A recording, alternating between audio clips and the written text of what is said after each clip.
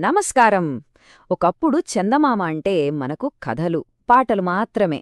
కానీ ఇప్పుడు సీన్ మొత్తం మారిపోయింది. మనుషులు మళ్ళీ చంద్రుడిపైకి వెళ్లబోతున్నారు.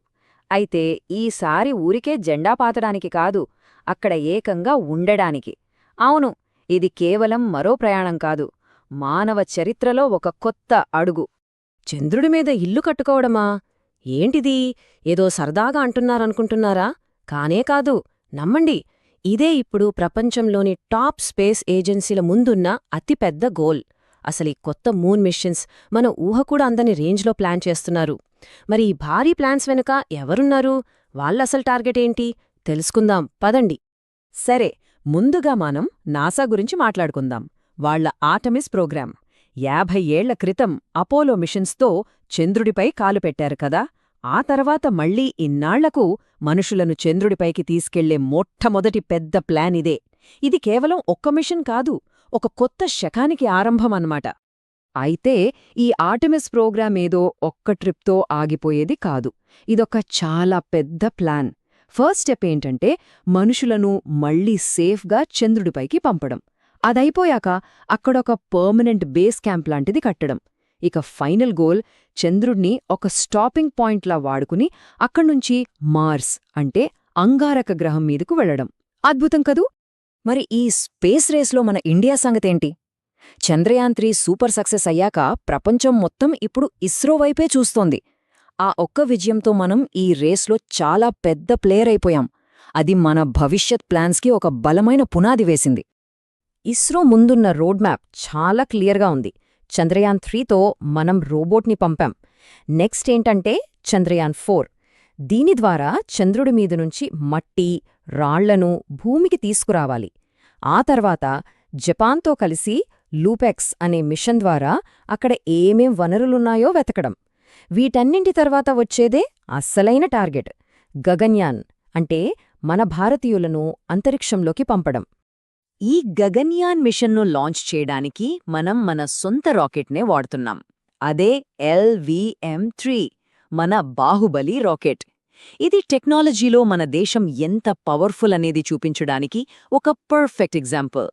ఇంతకీ అన్ని దేశాలు ఇన్ని వేల కోట్లు ఖర్చుపెట్టి చంద్రుడి మీదికి ఎందుకు వెళ్లాలనుకుంటున్నాయి? ఊరికే తిరిగొచ్చేయడానికా? కాదు. అసలు కారణం చంద్రుడి మీద దాగియున్న ఒక పెద్ద నిధి.